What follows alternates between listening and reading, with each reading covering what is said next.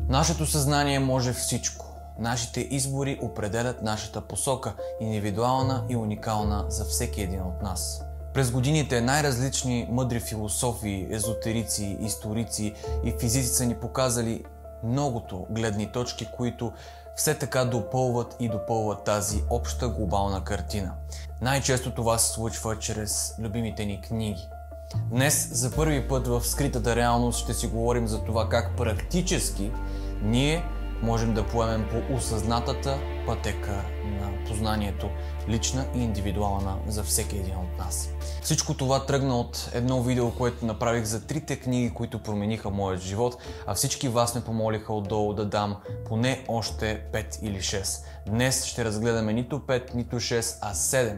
Още 7 книги, които със сигурност ще ви покажат една друга гледна точка и със сигурност ще разширят глобалната ви картина.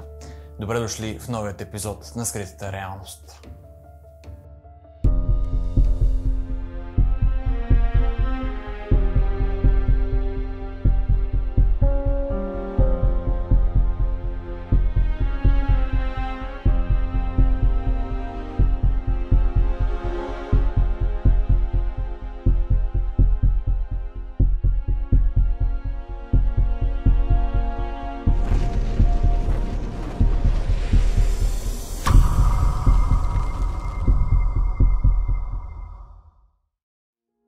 Много често повтарям, че има най-различни методи ние да се образоваме всеки един ден, за да се развиваме постоянно ментално. И ако не на всички ни харесва да слушаме подкасти, то можем да го направим в книгите. Ако не желаем да го правим винаги чрез физически книги, можем да слушаме аудиокниги, можем да четем книги в електронен вариант. Въпросът е да не спираме да любопитстваме и да търсим. Преди да започнем с всичко в този план на мисли, днес искам изключително много да благодаря на моите приятели от Storytel, които са спонсори на това видео. Сигурен съм много добре, че знаете кои са Storytel, но за тези от вас, които не знаят, съм длъжен да кажа. Storytel е най-голямата стриминг услуга за аудио и електронни книги в България. Каталогът на Storytel се обновява всяка седмица и в него вече има над 3000 аудио и електронни книги на български език и над 300 000 на английски. Искам само набързо да разкажа моето приключение с аудиокнигите и Storytel. Когато бях малък, аз самият не обичах да чета.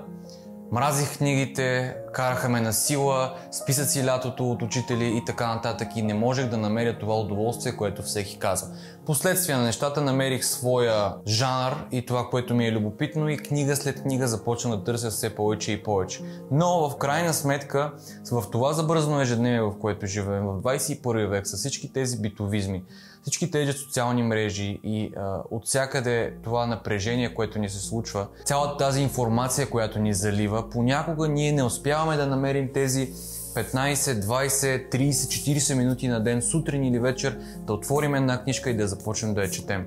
Прекрасно е, ако можем да го направим, прекрасно е, ако можем да си създадем този навик, но сами може да се съгласите, ето аз си признавам, че пропускам доста често.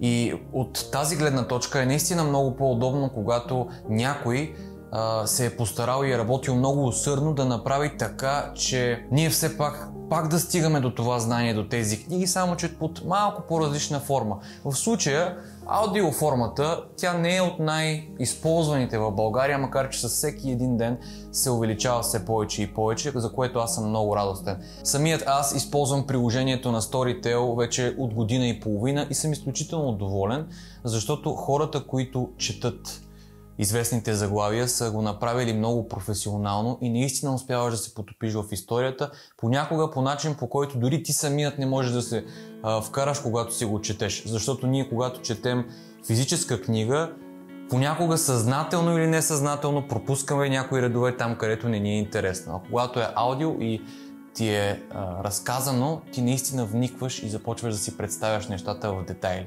Именно тази възможност да чуваме книгите докато вършим други неща прави аудиокнигите все по-популярни в света. За съвременният, както казах, вечно зает и бързащ човек няма нищо по-ценно от това да може да чете все още и още и още и да отмята по някоя книжка в движение. В същото време, това не означава да се откажем от четенето. Ситуацията не е или. На път за училище, работа и обратно можем да слушаме дадена книга, а вечер, ако имаме време в леглото, да четем друга или отново да допълним със същата. И точно това е идеята на книгите, които съм ви избрал за днес, че всяка една дава различна гледна точка, която води до една и съща посока. В крайна сметка не бива да отричаме или да избираме крайностите, а да намерим свързващото звено и това, което ги допълва. По същият начин, по който се допълват аудиокнигите с физическите книги и удоволствието, което можем да изпитаме, когато държим една книга в нашите ръце, по същия този начин ние можем да намерим и да потърсим и да любопитстваме, да се разровим в историята това, което са искали да ни кажат великите личности и да свържем парченцата от пъзела, за да оформим глобалната картина. И първата книга, която може би знаете, че е моята любима книга, но нямаше как да не бъде включена, се нарича Пътят на мирният войн. Пътят на мирният войн е една книга, която е истинско приключение на знанието, истинско приключение на мъдростта, на изпитанията, и това е едно добро начало, един много добър роман, философски, за тези от вас, които тепърва сега се запознават с цялата тази материя. Самият автор Дан Милън казва, че това е книгата, която ще промени живота ви, и аз заставам изцяло зад неговите думи, защото на мен Пътят на мирния войн ми беше дадена от един мой съученик в 5-ти клас или в 6-ти. Аз тогава не го взех на сериозно, но когато един ден имах време да седна и всъщност да видя той защо нещо ми се е появило в моята околна среда и ми е подало нещо подобно, какво иска да ми се каже, чак когато прочетох цялата книга вече над 5 или 6 пъти, тогава успях да разбера какво наистина се е имало предвид. Вътрешно спокойствие, вътрешен мир, но едновременно отговорността като войн за мъдростта. Изключително красива история за един гимнастик, неговият учител и техните приключения. Как живота може да е изключително сериозен, може нещата да са наистина принципни и знанието да тежи, но в същото време никога да не забравяме хумора, това да се забавляваме във всеки един момент и да се наслаждаваме в крайна сметка на този живот. Книгата е прекрасна, може да я видите. Книга номер 2 се нарича Q5 сутринта на Робин Шарма и нея може да я слушате в приложението на Storytel, само с няколко клика. Изключителна книга. Тази книга отваря очи, тази книга наистина променя животи като предната и дори дава практически насоки как да се разбере философията на Пътят на мирния войн. Искам да обърнете внимание на последователността, на която ще ви покажа книгите, и ако имате шанса, вие предполагам го имате, ако го желаете, да ги прочетете всички, без значение в какъв ред ги прочетете, след това забележете кои са връзките и точно там е скритата реалност. Q5 сутринта извиси живота си е едно изключително приключение на няколко души, които преминават през изключителна трансформация. Започват да стават в 5:00, както може да се досетите, изграждат този свой навик, но с неговото си изграждане се случват толкова много други неща, че те самите не са могли да си представят, че заради едното ставане в 5 в продължение на 2 месеца, в един момент целият живот се превръща в една друга реалност, която те до момента са си мислили, че изобщо не е съществувала на картата. За всички, които искат да пробват безплатно Storytel, за да видят в крайна сметка дали им харесва или не и сами да преценят оттам насетне да продължат да си плащат абонамент, може да последвате линк долу в описанието. Той ви дава 14 дни безплатен достъп на приложението, което ще ви стигне преспокойно за няколко книги, ако слушате всеки ден. Силно ви препоръчвам Q5 сутринта да е една от тях. Третата книга се нарича Открий съдбата си с монахът, който продаде своето Ферари. В първото видео, което направих, ви казах за монахът, който продаде своето Ферари. На практика това е трета част от поредицата на Робин Шарма, но е една изключителна книга за нашето лично пробуждане. Открий съдбата с монаха, който продаде своето Ферари е една завладяваща история на Джулиан Мантъл, който се отказва от супер светският си мултимилионен живот като един от най-добрите адвокати в света, в името на това да намери вътрешно спокойствие, мир и древна мъдрост. и историята е феноменална, така че отново може да я слушате в Storytel. За тези от вас пък, които искат да погледнат нещата от една малко по-различна гледна точка, но такава, която докосва и засяга повече сърцето, силно препоръчвам книгата на Хорхе Букай "Приказки за размисъл". Книгата е пълна с толкова много съдържателни истории, притчи и мъдри поуки, че само за момент, когато се почувствате зле, да си пуснете една историка, която е около буквално 10-15 минути в слушане, в аудио вариант, веднага ще ви се оправи настроението и това е един като ключ, който по всяко едно време може да ви вкара в реалността на щастието, в реалността на спокойствието, на баланса, на равновесието. Нарочно не използвам думата да избягаме от реалният свят, от това, което постоянно ни залива света с информация, защото вие сами знаете, че всеки един от нас твори света си и вижда това, което той сам реши да създаде за собствената си реалност. Но Хорхе Букай ни връща с детските ни мисли, с детските ни чувства, с тези емоции, които наистина са чисти, и тази книга не е да я прочетеш веднъж, да я оставиш и да кажеш: аз съм прочел Хорхе Букай "Приказки за размисъл", а точно когато загубиш вдъхновение, точно когато не се чувстваш позитивно, когато не знаеш какво да направиш, търсиш някакъв знак, пусни си една от притчите вътре и ще видиш колко красив е наистина живота. Последните три са за хората, които са стигнали до тук и искат да се потопят по-надълбоко. За всички, които вече знаят термини като енергия, Вселената, какво всичко означава това, манифестация, как действа законът на привличането и всички тези термини, които звучат познато, но все още някакси разбираемо, но само на усещане. Как се случват на практика обаче? Как можем да ги прилагаме всеки ден? Какво означават те за самите нас, лично, индивидуално? Може да започнете с Джон Кей Хол "Подсъзнанието може всичко".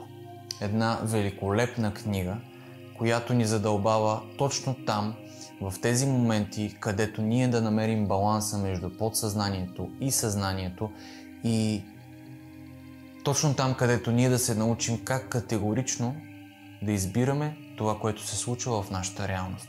Подсъзнанието може всичко се разказва точно за това наше подсъзнание, което ние всеки ден пренебрегваме. Без значение дали то е под формата на интуиция, без значение дали е под формата на сънища, на дежавю, на всички тези табелки и елементи, които ни се подсказват от информационното поле, но ние предпочитаме да не им обръщаме внимание, защото си мислим, че знаем какво трябва да направим, а те са нашите помощници. Това са нашите лични сънища, нашите лични тълкования, нашите лични изводи, които помагат за нашите лични избори.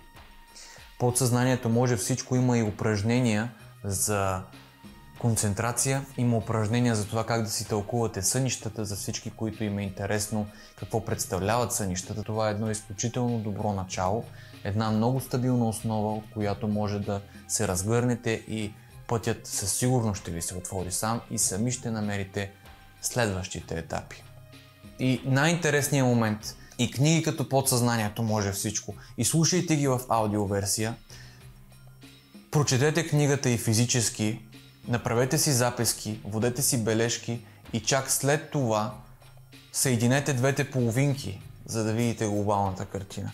Защото по същия начин, по който ние делим съзнание и подсъзнание, в случая ние делим физическата книга с аудиокнигата. Едва ли не това е нещо различно, много странно и много неприятно. Но всъщност това, което ние търсим, се съдържа тогава, когато съединим двете половинки и вземем най-хубавото от аудиосъдържанието във времето, в което наистина просто не можем да седнем и да четем, а използваме това, за да помогнем на някой друг или докато го правим вкъщи, но отново продължаваме да приемаме този поток от информация и в същото време, когато наистина искаме да отделим време на всяка буква, която е написана с такова голямо старание, да седнем и да го отделим. Предпоследната книга е на Ян Ван Хелсинг и се нарича "Не пипай тази книга". "Не пипай тази книга" е следващото стъпало според мен, мое лично мнение, след "Подсъзнанието може всичко", защото тя разкрива всички тези неща, които са реални факти и доказателства в нашата история, всички скрити артефакти, особени случаи или паранормални явления на пръв поглед, които в крайна сметка са факт. И това, че не им е било обърнато такова голямо внимание, не означава, че те не съществуват. Не пипай тази книга, не случайно се казва не пипай тази книга, защото в момента, в който я пипнеш, в момента, в който се запознаеш с това, което се съдържа в нея като информация, никога повече няма да можеш да гледаш на света по същият начин. А ако приемеш информацията и след това започнеш да я изследваш, тогава със сигурност вече нещата няма да стоят по същият начин. Вътре има на пръв поглед скандални разкрития, които могат да бъдат леко шокиращи в начало, от рода на мистерията около граф Сен-Жермен, човекът, който пътува между времето и пространството. Има интересни материали за Исус, за децата Индиго, за всички тези неща, които са открити, за всички тези неща, които продължават да бъдат откривани. И за така добре познатата фраза, че новото е добре забравено става. Последното заглавие, което обединява всички тези и всяко едно от тези заглавия обединява това, между другото, е точно тази скрита реалност. Или, в случая Ти източника от енциклопедия Когиталмус, първата книга, която разширява гледната точка, показва ни всевъзможните гледни точки, само че нито една гледна точка не отрича другата, а всяка една се допълва с всяка една друга. Всяка една приема всяка една друга и по този начин успяваме да стигнем до глобалната картина. Какво представлява материята? Какви са принципите на съществуване?